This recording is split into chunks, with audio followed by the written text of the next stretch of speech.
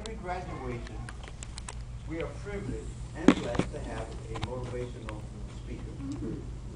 And tonight is no exception. I want to take a few moments and introduce our speaker tonight. He is Nate Scott. And just to tell you a little bit about him, from 1989 to 1992, he served as an enlisted soldier and war veteran of Operation Desert Storm. From 92 to 96, he was a West Point cadet and earned a bachelor's degree in sociology and engineering from the United States Military Academy. From 96 to 2001, he served as a U.S. Army infantry officer and ranger. Then he left the military. After leaving the military as a United States Army captain, he earned a master's in business administration from George Washington University. Also an executive, he has executive certification in financial planning from Georgetown University. In 2001, now listen to this story. In 2001, hear me well, by applying proven success strategies and real estate techniques, he purchased 3 different types of properties: a townhouse, a single-family home, and a 40-unit apartment complex, resulting in $10,000 a month positive cash flow and $1 million net worth in less than 15 months. Wow. Well, if he can do it, I can do it, can't we? Amen. You can do it too. Today, in addition to his church activities and family commitment, he serves as board president of Rebuilding Together Northeast Florida. He serves as a board member of the Mal Washington Kids Foundation and the Eartha M.M. White Legacy Fund. He's also a commissioner on the Mayor's Human Rights Commission, and he has served on the State of Florida Service Academy Selection Committee. Most recently, Nate was honored as a finalist for the 2007-2008 White House Fellowship. You help me welcome Nate Scott.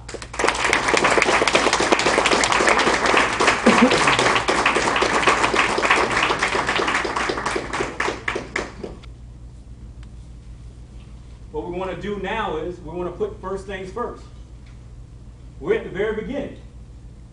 We've done that. We've begun with the end in mind. So now the first thing we've got to do is we've got to determine a plan of action, right? Whatever it is that you want to do. Now that you've already seen what your future looks like, and you can touch it, you can taste it, you can feel it, you can embrace it, now we've got to do some real actionable things.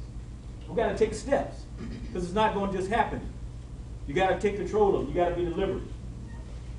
So we're going to put first things first, and the first thing you want to do is you want to get out a sheet of paper. You want to write down what that dream looks like, because it's no longer a dream. You've made it a goal. You've made it a target, and you can create your life however you want it to be.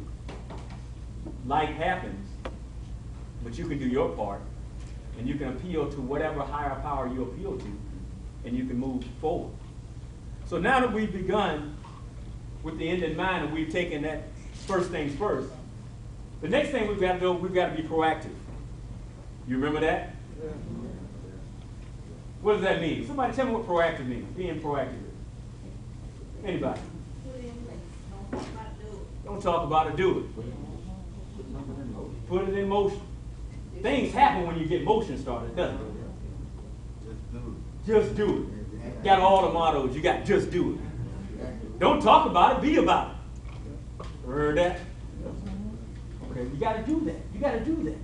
Too many times what we have in life, we've got people that are waiting for life to happen. You can't wait. It's going to happen. You can bet on that. You don't have to wait.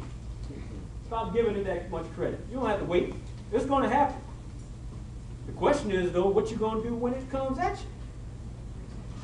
You know, one of the things that led me into the military, actually the primary thing that led me into the military, was that I had a goal of playing college basketball. Really threw myself into the sports. I wanted to downplay what I was doing academically because I wanted to be with the boys. You know, unfortunately, a lot of times we're surrounded by people and everybody's not driven the same way you are. But I didn't want to alienate myself from my friends. So I really threw myself into athletics. I played football, basketball, track. You know, as a sophomore in high school, I was playing varsity football and basketball. As a freshman, I made varsity basketball. I had to cut out football and track because I wanted a car, and my dad told me I had to work. If I wanted a car, no problem, but I had to pay for my gas, I had to pay for my insurance, and he can give me a piece of a car. Thank God for a piece of a car, right? It's all right. So I had to do my part. Basketball scholarship fell through. I took the next steps. Said, well, I want to play college basketball. I turned down academic scholarships, joined the Army. I said, I'm going for the shortest amount of time, which was 3 years. Went into communications because I was told, hey, you're on the technical field, you can get a job. Wanted to go to Germany. All I want to do is work on my game, get my size up. And that's what led me into the military. I share all that with you to simply say, being proactive in that manner and with life, you got to do things, you got to get the ball moving and moving at least in the direction that you want. Because you don't know what things will open up for you. I didn't do everything in line with what I wanted, but the motion opened up opportunities for me. When I was in Germany, the first thing I did was I immediately enrolled in college courses. I immediately started playing sports. I boxed, I played football, I played basketball, I played softball, all while in Germany.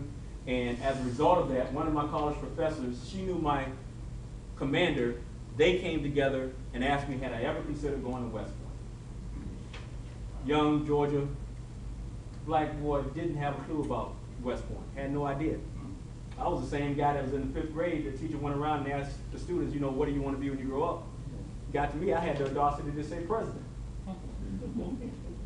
This guy looked at me and said, you can't be president. Whoa, 11 years old. You know, thank God that I didn't crumble as a result of that. And I pushed forward and pushed through. But doing that and doing the proactivity, they exposed me to West Point. They kept putting paperwork in front of me. I kept signing. Desert Storm came up. I went over there. They kept putting paperwork in front of me. I kept signing. Got back from the desert. Found out I got the appointment to the prep school. Still had no intention of going to the academy. All I wanted to do was play college basketball. Went to the prep school, played against JC players, which is what I want to do. I said it'd get me in an academic frame of mind. Great. But I kept doing what I needed to do. The doors opened up, got into the academy, also had an RTC scholarship, and I had my GI Bill College Fund. I had an opportunity to choose. I share that with you to talk about proactivity. The opportunities presented themselves as a result of the activities that I was doing. You know, one of the things that people often look around and say and pick at other individuals and say, you know what, they're lucky. They're lucky. Michael Jordan, he's lucky. But they've got a new commercial running about Michael Jordan saying, you know, maybe I didn't tell you about the hours in the gym. Maybe I didn't tell you about getting cut. Getting cut in high school. See, what happens is we see this. What do we see? The end or the results. We see what the individual has projected, that end in mind, and we want the end. We don't see this long road down here. We don't see the hiccups. You don't hear in a biographical sketch the divorce. You don't see in the biographical sketch they almost flunking out of almost getting booted from Ranger School. You don't see the biographical sketch getting cut from 7th grade football team. Wow. But you hear when I say, well, I was the only freshman they made varsity, one or two freshmen made varsity. But you don't see that failure that led to something else that created the burning desire to get to somewhere else. Okay? So I want you to make sure we remember, we got two things. We already began with the end in mind. We're going there. But we've already started here with the first thing was what? First things first. First things first. Okay, we did it. Then we said what? Proactive. Be proactive. And we can all do that in everything we do. Is that right? Okay, you got to believe that. You got to know it. You got to feel it.